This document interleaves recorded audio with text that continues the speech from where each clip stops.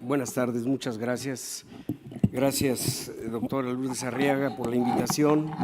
Gracias, Perdón, doctor, nada más unas breves palabras de su semblanza para que todo el mundo esté consciente de los grandísimos aportes que le ha hecho a la sociedad. Gracias.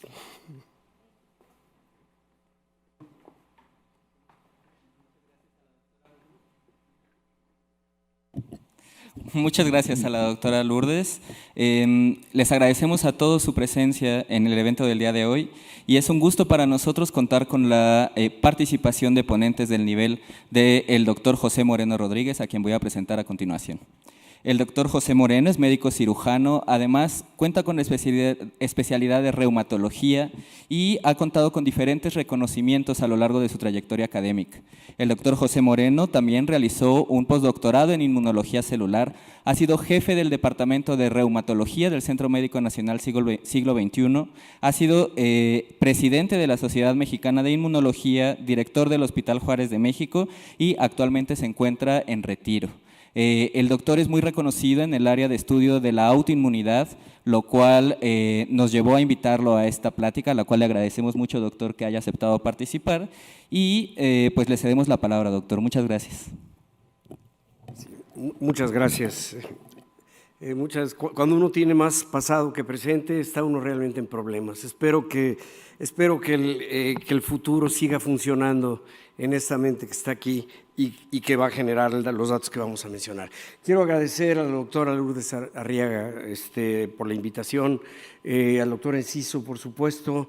Me encanta dar esta plática ante gente joven y gente muy querida como Constantino y mi queridísima Laura Bonifaz, la doctora Laura Bonifaz, que creo que la llamaron en este momento, y es un honor para mí estar aquí en la academia y dar esto. Yo soy miembro de esta Academia Nacional de Medicina, afortunadamente, y pues es un orgullo estar en este recinto. Me pidieron que les diera un tema y les propuse tolerancia a autoinmunidad.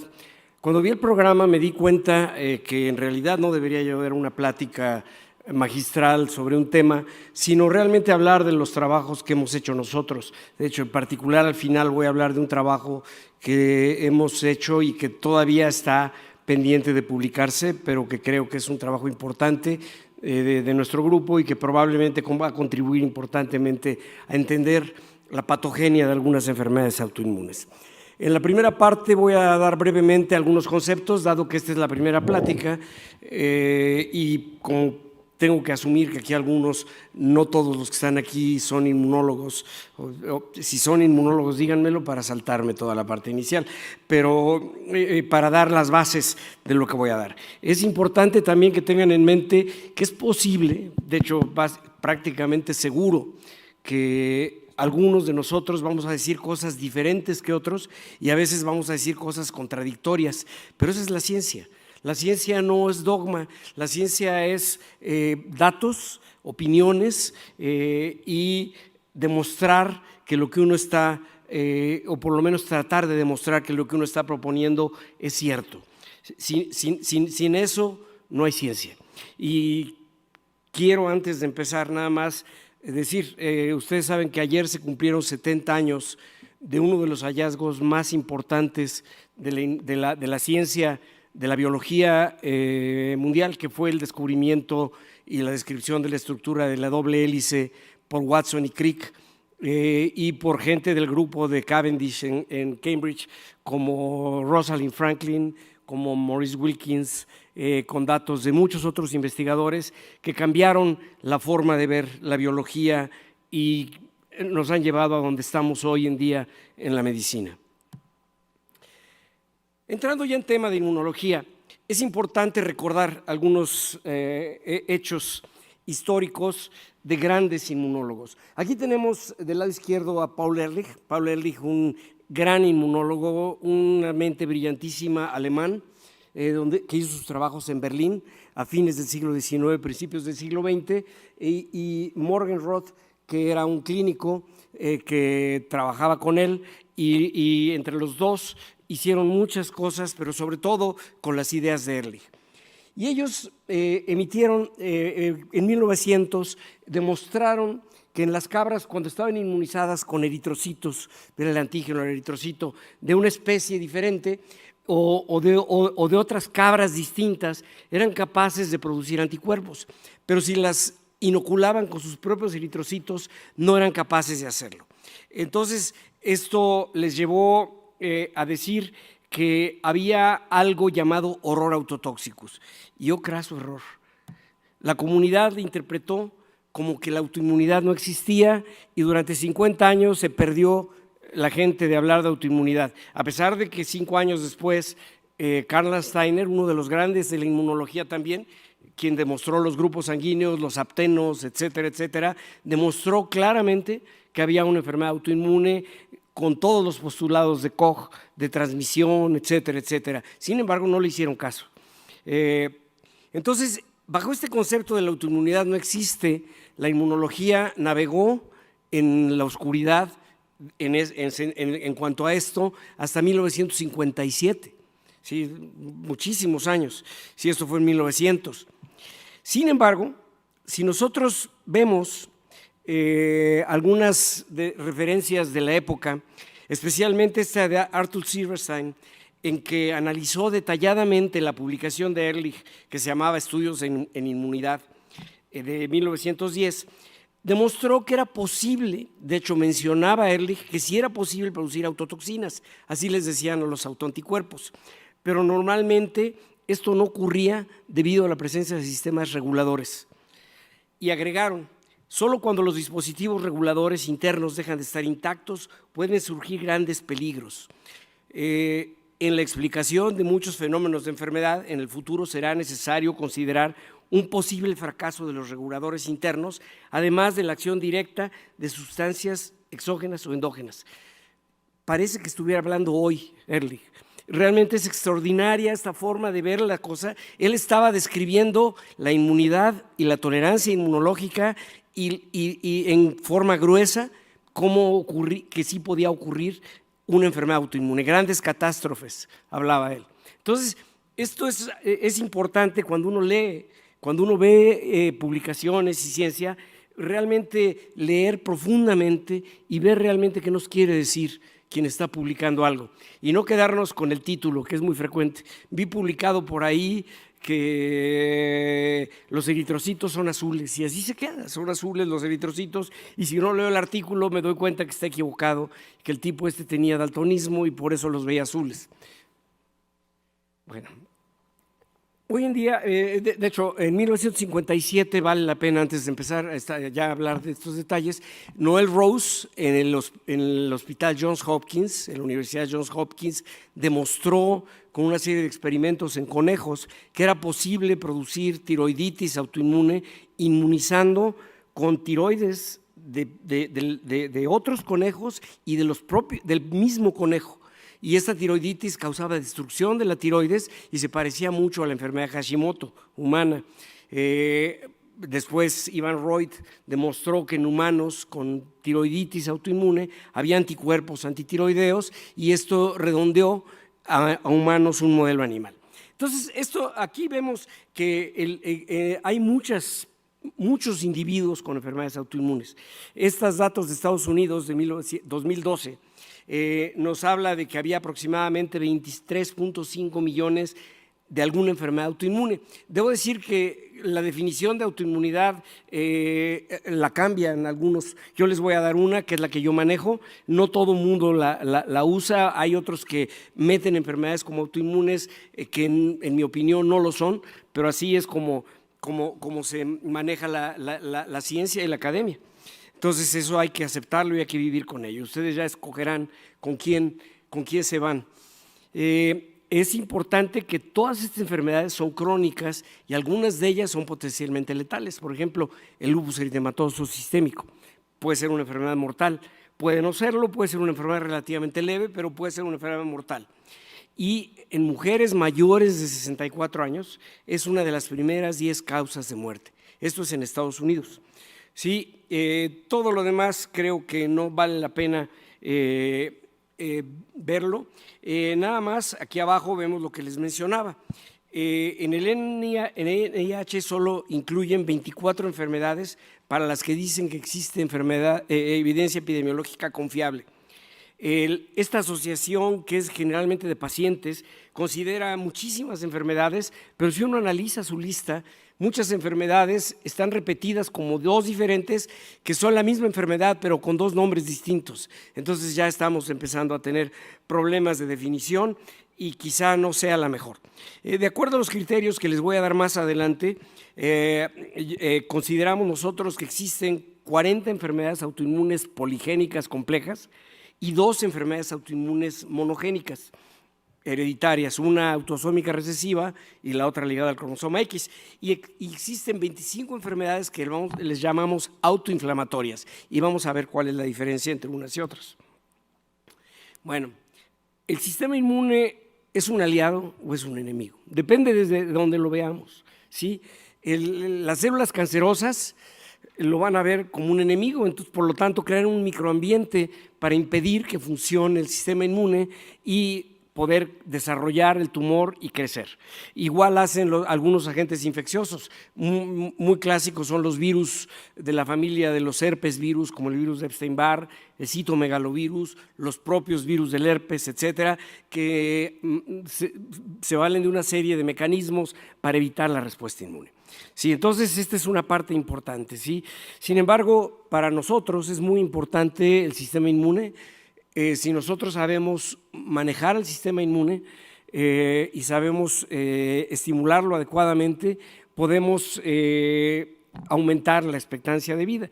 Si vemos la expectancia de vida a principios del siglo XIX, antes de la Revolución Mexicana, antes de la Primera Guerra Mundial, era de aproximadamente 38, 40 años. Las vacunas cambiaron esto. Las vacunas hacen que tengamos una expectancia de vida poco antes del COVID mayor de 80 años. Ahorita estamos como por 80, 79, algo así.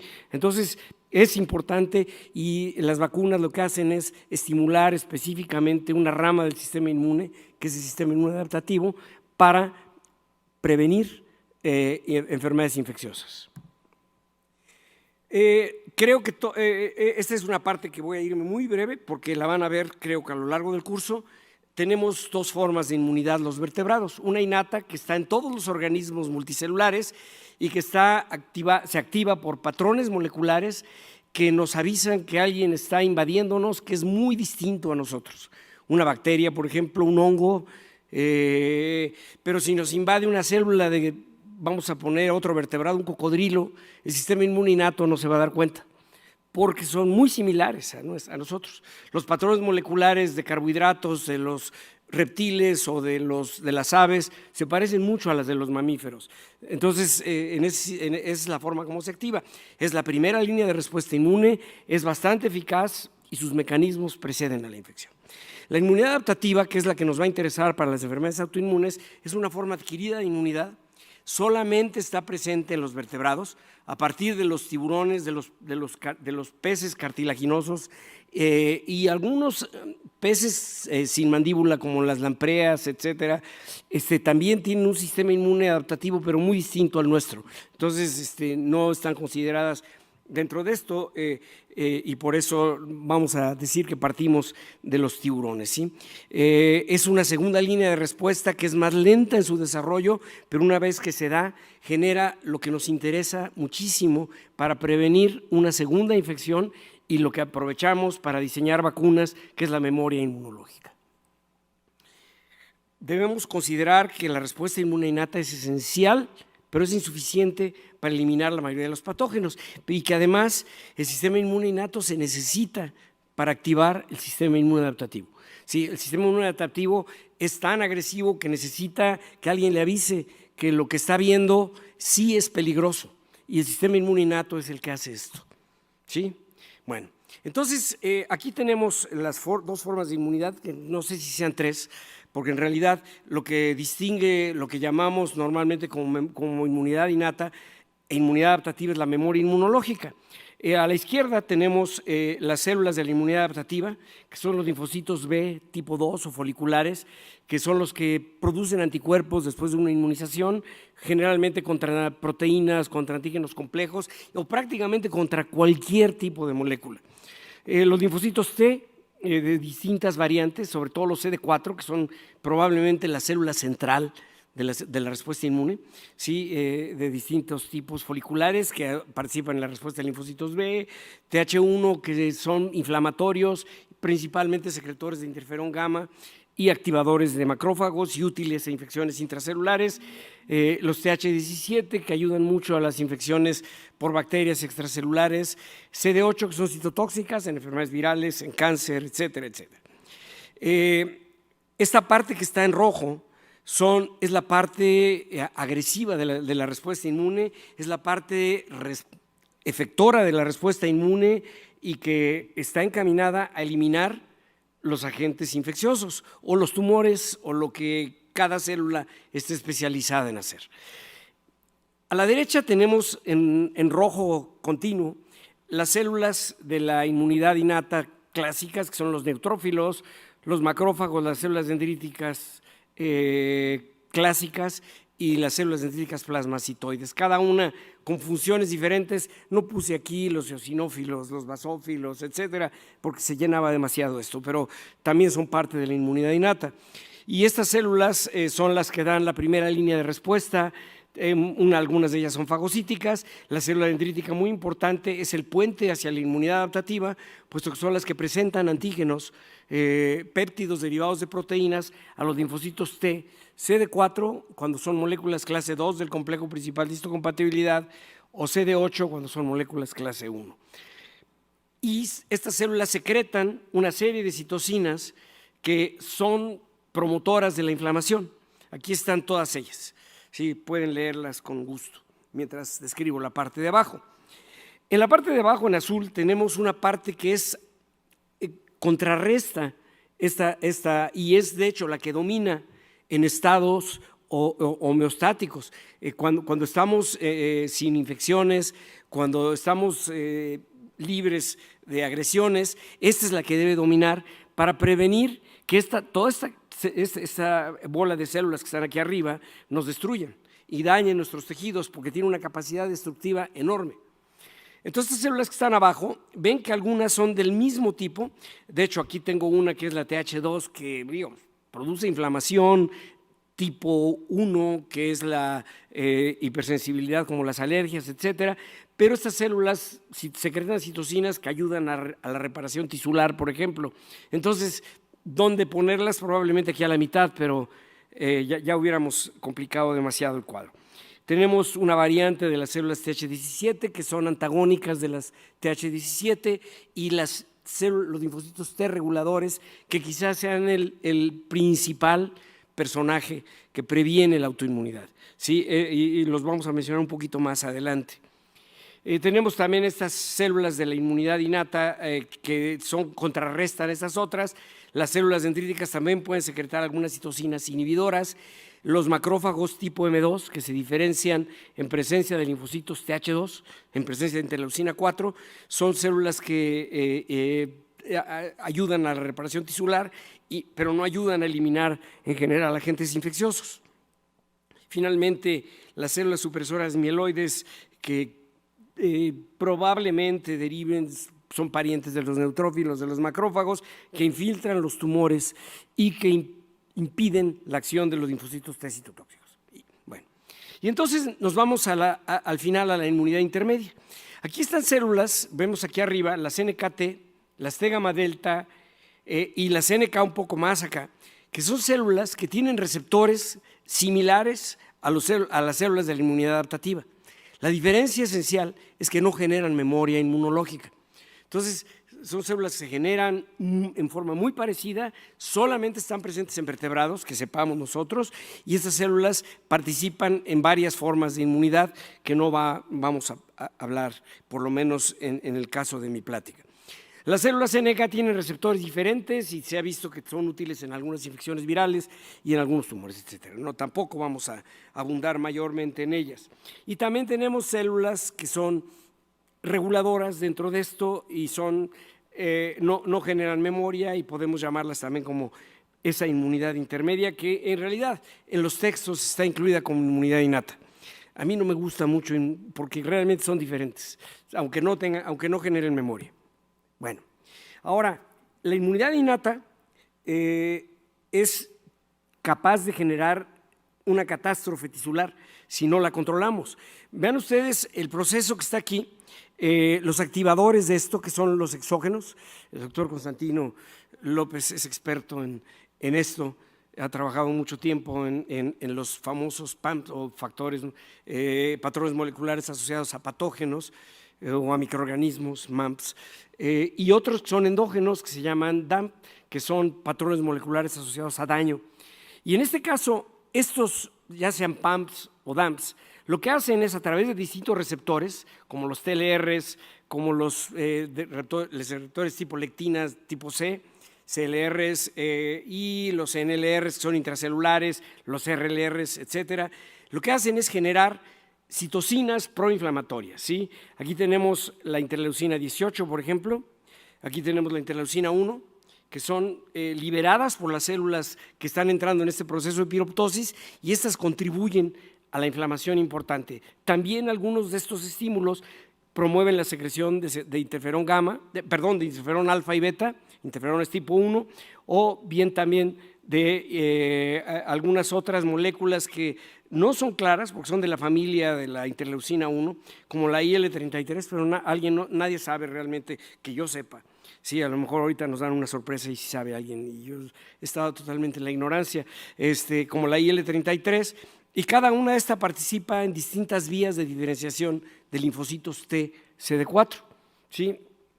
El factor de necrosis tumoral es otra molécula secretada por esto. Entonces, esta inflamación, en el caso de los DAMPs, estos provienen de necrosis, sobre todo de necrosis causada por distintas trauma, quemaduras, radiación, etcétera, y las moléculas implicadas en esto son diversas. Si son moléculas que no deberían estar en la circulación y que alertan a estas células del sistema inmune innato a activarse y a tratar de remover todo lo que resulta de esto. Bueno, la inmunidad adaptativa, si la anterior era compleja, esta es un poquito más. Se ha dividido, inicialmente partimos de una célula CD4 que no está diferenciada hacia alguna función. Y esta célula CD4, dependiendo del sitio de la respuesta inmune, dependiendo de los microorganismos que la activen o incluso de los microorganismos presentes en la microbiota, sobre todo intestinal, se van a desarrollar hacia diferentes grupos de linfocitos T. Sí, los TH1, como les mencionaba, secretan interferón gamma. Los TH2 o la inmunidad tipo 2, sí, es curioso aquí porque le decimos inmunidad tipo 2, pero en realidad se le llama hipersensibilidad tipo 1 a las alergias que causan los linfocitos TH2, entonces no hay que confundirse ahí, hay que tener nada más un poquito de cuidado. Sí, los TH2 entonces, que lo que secretan es principalmente interleucina 4, y aquí les puse otras interleucinas como la 9 y la 25, que algunas gentes dicen que la secretan otros subgrupos como los TH9, también se han descrito los TH22, etcétera, pero creo que no es totalmente contundente, por lo menos desde mi punto de vista, para aceptarlos ya como una población bien demostrada, estos linfocitos. Entonces, vamos a dejarlos aquí como parte de los TH2, hasta que alguien llegue y me diga que estoy realmente errado. Mientras tanto, lo dejaremos ahí. Y seguimos con la inmunidad tipo 3, que son las TH17, secretan interleucinas 17, A y F, y aquí puse también la interleucina 22, como les digo, hay quien dice que hay linfocitos TH22. Las células T foliculares, CD4 también, secretan predominantemente interleucina 21 y su papel es activar la inmunidad humoral. ¿Sí? Entonces es la parte más importante. Y finalmente tenemos a los linfocitos T reguladores que se activan con TGF-beta y secretan estas interleucinas que están aquí.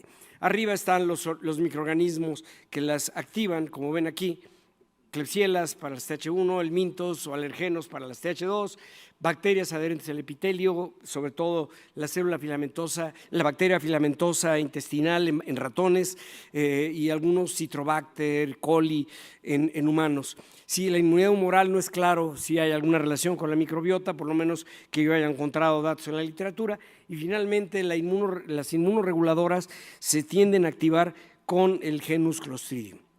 Bueno, pero lo que nos interesa, además de las funciones, es lo que vemos aquí abajo. Estas células, cuando se exceden en funciones, y aquí tenemos abajo, la patología por exceso, en el caso de las TH1, producen inflamación crónica y autoinmunidad, que varía en severidad. Generalmente tiende a ser grave la autoinmunidad de células TH1. En el caso de inmunidad tipo 2, ya se los mencionaba, alergias, asma, en colaboración con las TH9. ¿Sí? En el caso de la inmunidad tipo 3, TH17, inflamación aguda y autoinmunidad también. Pero en muchos casos es mixta la autoinmunidad de TH1 y TH17. Por ejemplo, artritis reumatoide es un ejemplo de esto. Y el caso de los linfocitos B, en autoinmunidad en general y alergias, los foliculares, los T foliculares que activan linfocitos B. Y finalmente los reguladores, cuando están ausentes, pero no cuando están presentes. Sí, cuando están presentes en exceso causan tolerancia en exceso, pero hay una autoinmunidad grave y muy grave. Es la forma más grave de autoinmunidad, la ausencia de linfocitos T reguladores, y eso nos habla de su importancia. Bueno, entonces los mecanismos de tolerancia están aquí. Voy a nada más enfocarme en los que están en negritas, que son quizá los más importantes. Tenemos dos formas de generar tolerancia de inmunidad mediada por la inmunidad adaptativa. Una tolerancia central, en donde lo principal es la eliminación de clonas autorreactivas, y esto ocurre durante toda la vida del individuo. Y la otra es la generación de linfocitos T reguladores tímicos, o sea, TTReg, y estas células son autorreactivas, se generan probablemente, esto todavía hay controversia, nada más en la época perinatal. Antes y después del nacimiento siempre sigue habiendo eliminación clonal de células autorreactivas. Sin embargo, en la etapa perinatal, por eso las timiectomías neonatales en animales experimentales son las que dan lugar a enfermedades autoinmunes por ausencia de linfocitos T reguladores. Entonces, son los dos puntos esenciales. La tolerancia central de linfocitos B existe, ha sido demostrada, pero el problema, ¿por qué no es tan importante desde ese punto de vista? No es tan importante porque los linfocitos B dependen de linfocitos T, CD4, para desarrollar memoria y para desarrollar una respuesta eficaz. Entonces, lo principal en ellos es a nivel periférico. ¿Sí? Entonces, vámonos a la periferia. Los linfocitos T generan tolerancia a través de receptores inhibidores que expresan en su membrana, que mandan señales negativas. Aquí menciono algunos de ellos: PD1, CTLA4, TIGIT, etcétera. Son varios, son muchos más. Los linfocitos T reguladores periféricos. Es claro que también los linfocitos T reguladores tímicos regulan en la periferia, pero lo puse aquí como central porque se generan en el timo. Los reguladores periféricos se generan cuando hay una respuesta inmune en presencia de TGF-beta, por ejemplo, y estas células impiden la activación de células similares contra el mismo antígeno. Entonces es importante, y lo hacen a través de secreción de citocinas y otros mediadores. Sí, aquí puse las citocinas, pero hay más, la indoleamina, etcétera, etcétera. Sí, citotoxicidad, muchos mecanismos que no da tiempo de hablar de ellos. Y finalmente, el primer mecanismo de tolerancia periférica demostrado, la energía clonal por falta de coestimulación. ¿Qué es coestimulación? Ahorita vamos a ver. Esta probablemente no ocurre realmente in vivo. Sí, es un fenómeno fabuloso in vitro para demostrar y disecar la respuesta inmune, pero probablemente in vivo no exista. Digo probablemente, no estoy asegurándolo. Sí, en el caso de los linfocitos B, el principal mecanismo es la ausencia de linfocitos B específicos contra el mismo antígeno. Por lo que les decía, tenemos que tener una respuesta coordinada de linfocitos T y B para que haya una generación eficiente de células de memoria, células plasmáticas que secreten no solamente IgM, sino también IgG, IgE, etc. Entonces, IgA. Y también los linfocitos T reguladores, tanto centrales, tímicos como periféricos, ¿sí? Y también tienen receptores inhibidores, hay linfocitos B reguladores también que secretan interleucina 10, todo su papel no es, desde mi punto de vista, no es muy claro, o a lo mejor no he leído suficiente del tema. En fin, entonces tenemos que para estar bien, necesitamos estar en un estado de homeostasis inmunológica, en donde lo que está en el centro es un estado de salud, en donde mucha tolerancia y poca reactividad, o mucha reactividad y poca tolerancia en una forma continua, son compatibles con estar saludables. Si nos salimos de esto y nos vamos a la reactividad excesiva, entonces tenemos autoinmunidad, inflamación crónica y pérdidas fetales. En el caso de la tolerancia, cuando es excesiva, vamos a tener inmunodeficiencias, infecciones persistentes y cáncer. Digo, infecciones persistentes son parte de la inmunodeficiencia. Hay un fenómeno que es interesante y que es el hecho de que las enfermedades autoinmunes son más frecuentes y más graves en las mujeres y también en todos los animales experimentales. Las hembras son más susceptibles a la enfermedad autoinmune y los hombres y los machos en los animales son más susceptibles a las infecciones graves y la mortalidad es mucho mayor. Y entonces podemos ubicar entonces como que en los machos predomina la tolerancia, en las hembras predomina la reactividad. Sí, esto es una ventaja desde el punto de vista que la madre está lista para defenderse, así lo estoy interpretando, por supuesto, no, nadie lo dice, para defenderse cuando está embarazada y que no perder el producto y asegurar que la especie siga adelante. Ok, bueno, déjenme irme rapidísimo a esto, ya me está, el tiempo ya me está comiendo. Tenemos a la izquierda lo que hace el receptor de linfocitos T, en este caso CD4, que es reconocer una molécula del complejo principal de histocompatibilidad con un péptido unido a ella, en donde esto activa una serie de sinasas intracelulares y que llevan a la liberación de mediadores lípidos como el diacilglicerol, calcio, fosfatidilinisotil trifosfato, etcétera, etcétera. Y todo esto en conjunto, que es mucho, lleva a la activación y translocación al núcleo de un factor de transcripción que se llama NFAT, ¿sí? Factor de transcripción de linfocitos T activados. Esto, que es muy complejo, lleva a los linfocitos T a una parálisis inmunológica, los mete en un estado de anergia. Para que se activen, se requiere del fenómeno de coestimulación. ¿De dónde viene la coestimulación? De la activación de células presentadoras de antígeno por activadores de la inmunidad innata.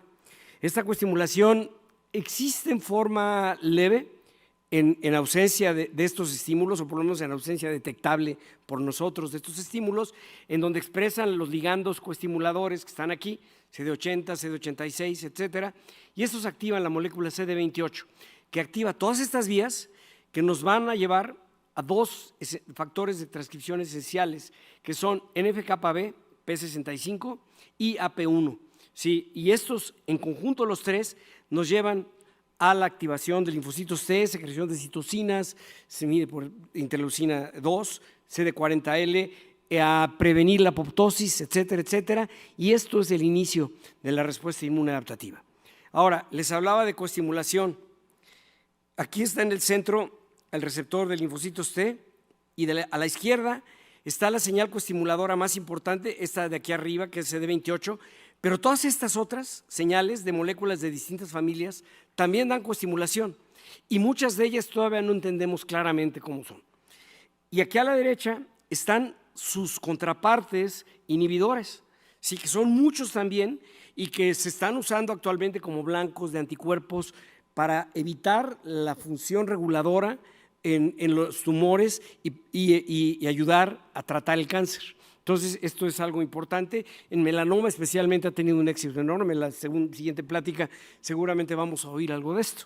Entonces, esto es una parte muy, muy importante de lo que es esto. Bueno, y esta nada más están las señales, no creo que nos dé tiempo de hablar mucho de esto. Ahora, vamos a entrar ya en materia de autoinmunidad. ¿A qué llamamos una enfermedad autoinmune? Por lo menos, ¿qué considero yo que es una enfermedad autoinmune? Y es una condición patológica, inflamatoria, crónica, que es mediada primariamente por el sistema inmune adaptativo. Gracias. Ya voy a acabar, ¿eh? Ya no voy a dar tiempo de hablar del trabajo que hicimos, pero no importa, les enseño las conclusiones. Los linfocitos T, ya perdí el hilo, pero bueno. Para una enfermedad autoinmune tenemos que tener linfocitos T o B o autoanticuerpos contra componentes del organismo que causan daño directo o indirecto. El tiempo que me estoy comiendo creo que es el de preguntas, así que no hay tanto problema. ¿Sí? ¿Sí? Este daño puede ser directo o indirecto. ¿Por qué directo o indirecto? Porque directo es cuando las células dañan al blanco de la autoinmunidad, pero el indirecto es cuando se generan, por ejemplo, complejos inmunes, tal es el caso del lupus eritematoso, que en la circulación se van a depositar en distintos tejidos, activan el sistema del complemento, parte de la inmunidad innata, y esta activación del sistema del complemento causa inflamación y causa daño. Entonces, por eso es importante incluir el daño indirecto, si no dejaríamos fuera a la enfermedad esencial, más representativa de la autoinmunidad. El daño tisular es mediado por el sistema inmune adaptativo y el innato. Entonces, la respuesta inmune es del adaptativo, específica, pero el daño es mediado por los dos. Y muy importante, que no haya un agente exógeno específico en el sitio afectado, ya sea infeccioso o no. Esto habla de que el blanco tiene que ser el sitio en donde estamos viendo esto, en el caso de las que el daño es directo, ¿sí? Y una cosa muy importante que no toma en cuenta casi nadie de los que hablan de enfermedades autoinmunes, que es una asociación muy fuerte con alelos clase 2 del complejo principal de histocompatibilidad. Y esto nos habla de la participación del linfocito CD4, puesto que estos alelos son los que presentan péptidos a los linfocitos CD4. Las autoinflamatorias las voy a dejar afuera en aras de tiempo. ¿Qué enfermedades son autoinmunes? Les decía que eran 40 más 2. Las dos están aquí arriba, que son el IPEX, que es una enfermedad por deficiencia de este factor activador transcripcional, que es el FOXP3, que es el que lleva a la diferenciación de linfocitos T reguladores. Este está en el cromosoma X y es una enfermedad muy grave, solo les da a varones y ocurre, es muy rara, y mueren antes de los 2 años, generalmente, infiltrados de células por todos lados. Entonces, es una enfermedad muy grave y esta enfermedad demuestra el papel esencial de los linfocitos T reguladores para prevenir la autoinmunidad, ¿sí? Y la otra es el síndrome polindróquino múltiple, o APS1 o APACED, le llaman otros, que tiene varias formas de manifestaciones, generalmente autoinmunidad contra órganos epiteliales o endocrinos, por ejemplo, el páncreas, la tiroides, las suprarrenales, el hígado, la piel, ¿sí? Y el defecto aquí es de un regulador transcripcional que se llama AIRE, esta es autosómica recesiva. AIRE se expresa en el timo, en las células epiteliales de la médula del timo, y lo que hace AIRE es permitir que se produzcan muchas proteínas en el timo, y estas proteínas generan péptidos para ayudar a la eliminación clonal de linfocitos T autorreactivos. ¿Sí? Entonces, esta es esencialmente lo que pasa. Todas las demás enfermedades son poligénicas, son raras, algunas son endócrinas, otras son de la piel, otras son neurológicas, otras son sistémicas, y las más clásicas sistémicas, y yo como reumatólogo originalmente, son las que me llevaron a esto: la artritis reumatoide, el síndrome de Sjögren, la dermatomiositis, la esclerosis sistémica, sobre todo la forma difusa, y el lupus eritematoso con todas sus variantes, ¿sí? De hecho, les dije una mentira, porque también hay otra monogénica, que es el lupus monogénico, pero esa es deficiencia de genes que tienen que ver con la remoción de detritus tisulares, por ejemplo, DNasa1, por ejemplo, proteína C reactiva. Sí, es un lupus raro, ¿sí? Entonces, allí tenemos estas enfermedades autoinmunes, ¿sí? como les dije, me iba a saltar las autoinflamatorias. Déjenme nada más ponerles aquí algunas características de las enfermedades autoinmunes. Vean, en la tiroiditis de Hashimoto, los mediadores son diversos. CD4, por ejemplo, CD8, autoanticuerpos. Los blancos son distintos, aunque son tiroides las dos. En la tiroiditis de Hashimoto es la tiroglobulina y la peroxidasa tiroidea. En el caso de la enfermedad de Graves, que es el hipertiroidismo funcional debido a anticuerpos antirreceptor de hormona estimulante del tiroides, se estimula la producción de hormonas tiroideas y estos individuos tienen hipertiroidismo y exoftalmos, etcétera, etcétera. Y el blanco es el receptor de hormona estimulante del tiroides.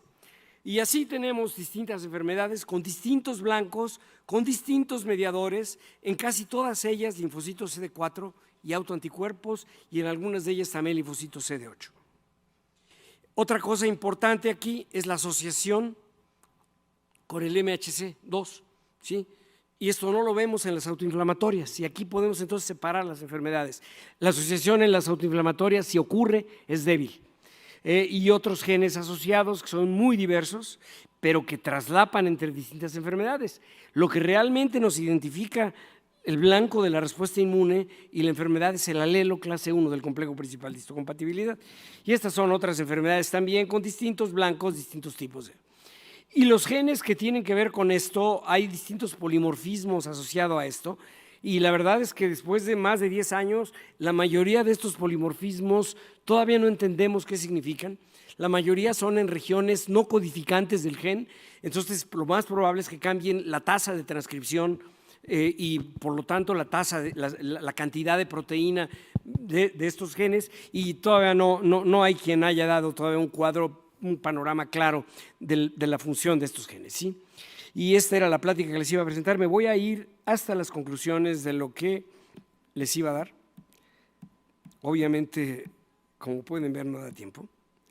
Sí, lo que encontramos en un modelo de ratones que tienen una enfermedad parecida al lupus, que son los ratones MRL, es que se expresan una serie de genes en forma aumentada en comparación de los ratones sanos, de dos cepas de ratones sanos, que son los BAL-C y los C57BL6 o B6, que tienen que ver con la activación de linfocitos T en coestimulación, especialmente moléculas del grupo SLAM, una que se llama SLAM6, es probablemente la que más nos llamó la atención, es la parte novedosa del hallazgo, y en general patrones que tienen que ver con la activación de linfocitos T foliculares, los que tienen que ver con la respuesta inmune humoral.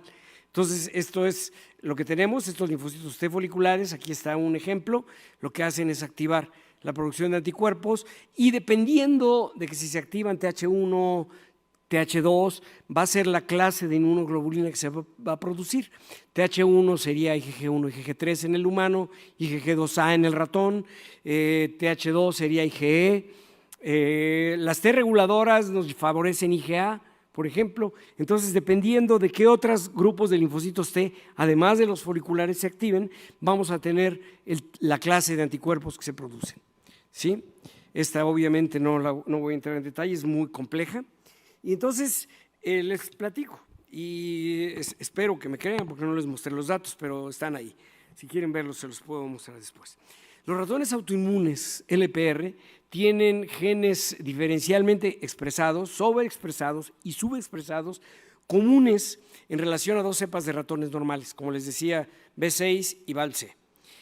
Otros genes diferencialmente expresados son específicos en una sola de las cepas, ¿sí? En un caso son con las dos cepas, en otro caso con una, en algunos casos son con una de las dos cepas. Las diferencias más acentuadas se encontraron con BAL-C.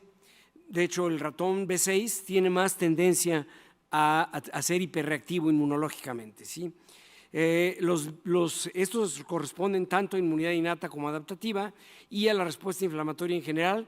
Y entre las vías, como les mencioné, las foliculares y también linfocitos B, células plasmáticas y coestimulación. Y además la subexpresión de TGF-beta, y esto nos habla de que probablemente haya también una disminución parcial de la función de los linfocitos T reguladores. Los cambios en la distribución de subpoblaciones celulares concluidas a partir de la expresión de genes son detectables desde las 8 semanas de edad. O sea, desde antes de que empiece a ser patente la enfermedad, tienen ya estos cambios. Se hicieron desde 8, 12 y 30 semanas en los ratones autoinmunes. Y como les decía, esta molécula es la MF6, que nos interesó mucho, vamos a seguir estudiando y esperemos que nos dé, si logramos colaboraciones interesantísimas aquí presentes, sacar un estudio que puede ser objeto de una muy buena publicación. Aparte de esto, que tiene que publicarse per se. Muchas gracias. Los colaboradores del trabajo que no les presenté son Ricardo Aguilar, alumno mío, y la doctora Karina Chávez del Hospital de Pediatría de este centro médico. Muchas gracias.